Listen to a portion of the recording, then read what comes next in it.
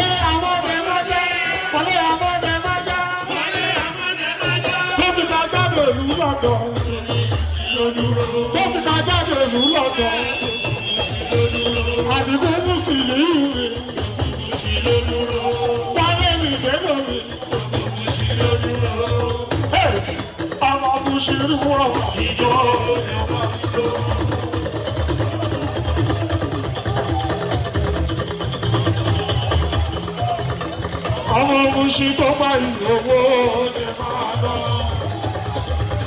ẹ̀yin ọmọ ohun ṣe tó wáyé. Wọ́n ìpàdé ayé dúdú ẹ má kàpé àbíjà wa sákì gbogbo ìdí òro. Wọ́n gbàdú sí kírun àbíjà gbogbo ìdí òro. Akéèdè òkè. Olóòrò òdì ọ̀kẹ́lẹ̀. Ẹ má kàpé aṣọ bàbá yìí ọmọ Táíwò. Gbogbo ohun ṣe bá dúró. Gbogbo ohun ṣe bá dúró. Alájọ gbogbo wa tó lẹ́yìn. Bí fáṣọ gbogbo wa tó lẹ́yìn. Yóò gbọ́ ọmọ àná lè mú sí. Gbogbo ohun ṣe bá dúró. Gbogbo ohun ṣe bá dúró. Ṣùgbọ́n pẹ̀lú ìjábíù gbogbo wa tó lẹ́yìn. Alájọ bàbá bíbí.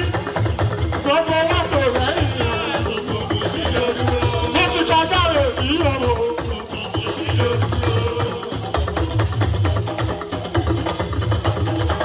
Ọmọ kòtò fún gbogbo mùsùlùmí ẹ̀dúró. Àbìjà ìlú ọ̀rọ̀. Ilé sọmi.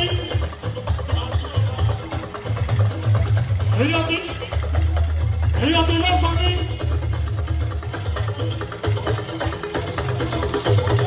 Ṣèmí,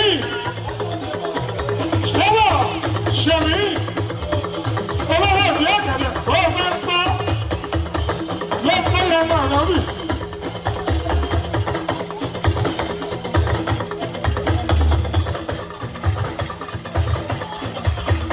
Gbogbo wa a ti dàgbà abẹ́yẹ kọ́ oṣù wa.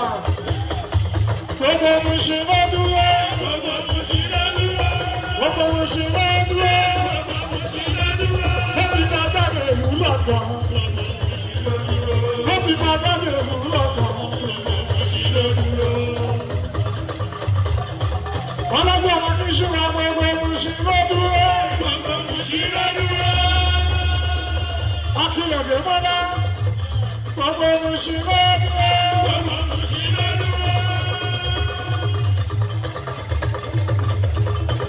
Àìjẹ́ ọmọ kí sọ̀rọ̀ máa wọ́n bí iṣẹ́ wí. Gbogbo Mùsùlùmí dúró. Àti Mùsùlùmí rò. Ọmọ kèrè Áfíríkà sílẹ̀. Ṣùgbọ́n mo bá dé lọ́sọ fún bàbá. Gbogbo wa tó lẹ́yìn yọ. Gbogbo wa tó lẹ́yìn yọ. Wọ́n yà á rò.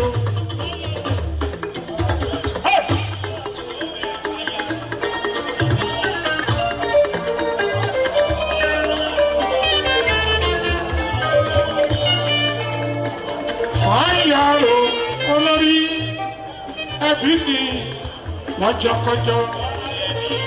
Ayaro olórí ẹbí ni àti fún. Ayaro olórí ẹbí ni àti fún.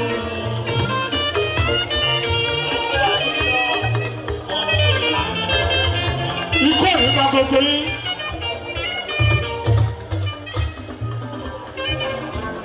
Afẹ́fẹ́ ti ń jẹ́ wàásù.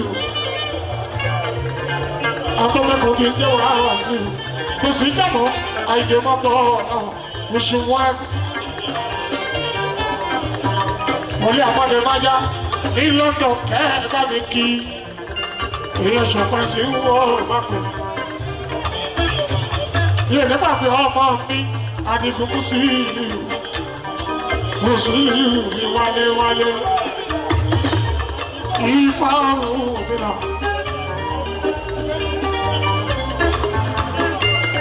Yìí kẹ́sọ̀.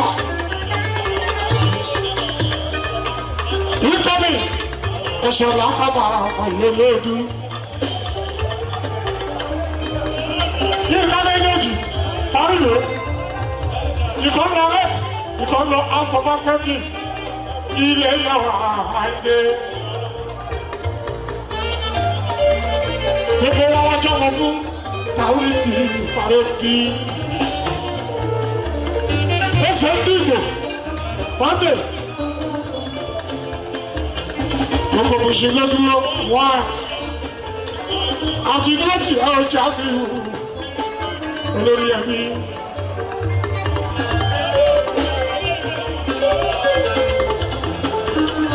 Fáyọ̀rò. Ilé lọ́wọ́ rẹ̀ ló wà àkọ́jú gbogbo lókun.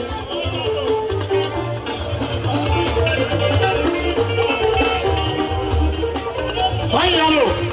Ojú pè é lẹ́ẹ̀kan sí. Kò di gbogbo lókun. Gbogbo ẹgbẹ́ tó ti tọ̀ nídojúrú. Ọlọ́run ìwọlé. Jọ̀wọ́. Ìwọ làwa lójúlé. Yàrá. Ìwọ làwa tẹ̀lé.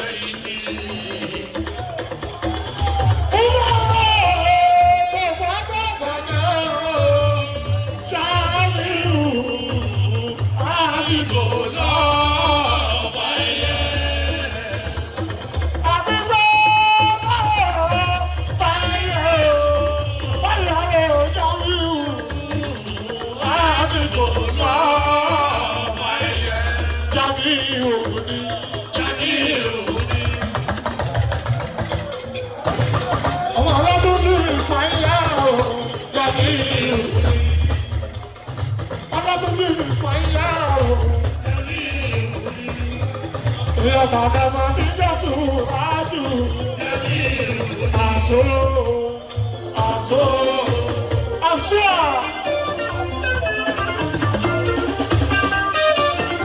Èèyàn máa ní ìwú owó, èèyàn máa máa jọ pọ̀ sí. Àṣọ, àṣọ, àṣọ. Èèyàn máa ní ká, àṣọ.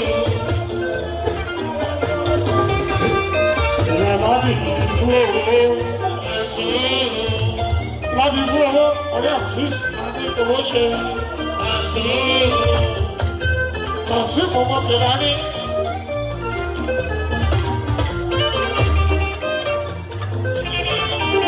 Wọ́n lọ Aki ẹ̀ṣọ́, ó ti wọlé lọ straight.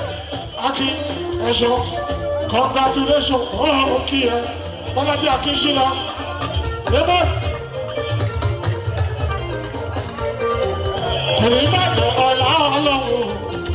Happy birthday, Lọ́lá Nẹ́bí, Ayọ̀ṣọ́kọ̀sí. Congratulations fún oríire. Ọkọ̀ ẹlẹ́rìí kìí ẹ̀ lọ́lá. Ọkọ̀ ẹlẹ́rìí kìí ẹ̀ lọ́lá.